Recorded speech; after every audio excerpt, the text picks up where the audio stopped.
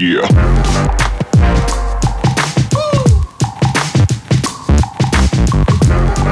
A negociação não concretizou, ele pediu alguns valores altos, eu fui numa fonte do Botafogo, porque ele quase chegou no Botafogo, e perguntei o que ele tinha pedido lá.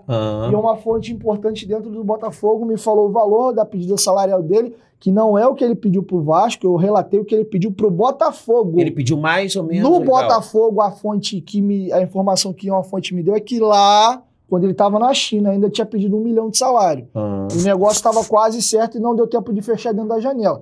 Ele teve uma proposta de um clube do Sul e um do clube do Rio. Eu não lembro se era o Grêmio ou o Inter. Era o Grêmio, tanto é que o Elkson fecha no lugar do Allan Kardec. E aí a janela fecha, e aí ele meio que fica livre, o Vasco não se interessou. E não vou explicar o porquê. Mas pro Vasco ele pediu menos? Eu procurei o Carlos Brasil, falei, porra, Brasil, o Kardec quer vir, não interessa não. Ele falou, cara, eu acho um nome legal, mas se ele pedir o que a gente tinha sondado lá atrás, o valor não, é alto, e outra, ele não é perfil da 777. Aí eu até argumentei pro Brasil, falei, pô, Brasil, mas a gente vai montar um time sub-23, é importante ter jogador para compra e revenda, mas é importante uns medalhão no meio para fazer um balanço. Eu penso assim, mas a cabeça... E qual é o perfil que da 777? É o perfil jovem? É pegar o que a gente moleque tem, novo? O que a gente tem de informação até aqui é que, né, quem faz investimento é jogador jovem. É, inclusive, um medo que eu tenho com a 777. A gente pode até começar a falar um pouco disso, que a coletiva do Josh parece que acabou agora. Eu posso dar a minha opinião sobre. Vamos lá. Eu acho que o Vasco criar sua SAF era inevitável. Vou explicar o porquê.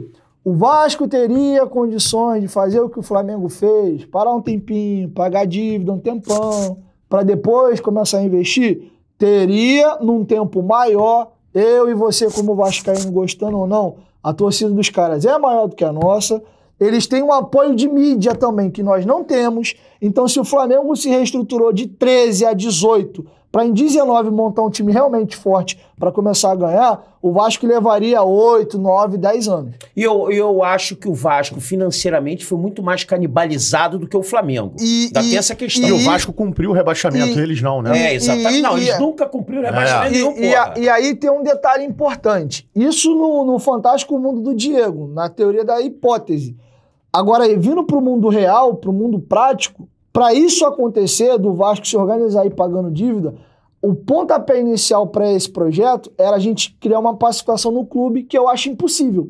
Hoje, o que o Salgado, de certa forma, passa, que é a galera sentando a mamona nele, o Leve esse ano, se lá tivesse, ia ter a galera que não ganhou a eleição, ia estar tentando alfinetar a gestão dele o tempo inteiro, se fosse o Júlio Idem. Então, acho que o problema do Vasco é crônico. A entrada da própria 777 foi turbulenta, o processo, por causa daquelas ações lá dos 5, 6, Então, assim, eu não via, por esse ambiente conturbado político do Vasco, condição de uma pacificação, e também o torcedor que está 20 anos sofrendo aguentar mais 10. Então, assim, eu só via esse caminho. Isso é um ponto inicial da conversa. Acho que um fio de esperança era a SAF, que a gente consegue afastar a política e deixar o futebol livre. Aí vai ter gente falando, e é isso que me chateia, são as narrativas mentirosas, que é o seguinte, tem pessoas que dizem, mas vocês aí, né, quem foi favorável à SAF, não dizia que com a 777 assumindo ia afastar a política do futebol? Vocês são mentirosos, porque o Salgado tem uma cadeira, o Luiz Melo foi efetivado agora como CEO da SAF e o Roberto Duque Estrada vai ser um dos integrantes do Conselho de Administração. É simples responder essa pergunta. O Vasco é sócio ainda, porra. Exato. É simples explicar. O Vasco é 30%. É simples explicar isso para quem tem boa vontade, não está comprometido com nada e não é maldoso. Claro. Independente de quem seja o presidente do Vasco, hoje é o Salgado, amanhã pode ser o Levin, daqui a pouco o Júlio, o Sérgio Frias ou quem for, o presidente da associação, enquanto o Vasco tiver os 30%, pode ser que um dia não tenha... Ele tem lugar na cadeira. Ele tem uma cadeira, ponto. Hoje é o Salgado porque ele é o presidente. É isso aí.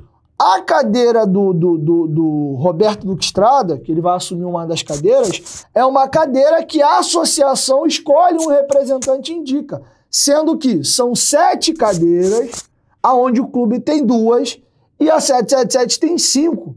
Então, ainda que os dois estejam unidos, qual é a força deles? É 0. Eles são meras rainha da Inglaterra no conselho E tem a cadeira porque o Vasco ainda é sócio minoritário. Não, e agora, cara, isso aí já foi dito por várias pessoas, já foi dito pelo Rica, não só falando de Vasco, mas falando de outras SAFs. Já foi dito aqui pelo próprio Fui Clear, que é o seguinte, meu irmão, agora, independente de qualquer coisa, qualquer conclusão, ninguém mais vai roubar o Vasco, né, irmão? Que agora o Vasco tem dono e o dono não se rouba, né, cara? Então, e o Vasco deixa de ser um clube político e passa a ser um clube comercial, que deveria ser. É o compra e venda. O Vasco agora, eles vão ficar de olho na base para poder vender. Cara, essa é a dinâmica do futebol.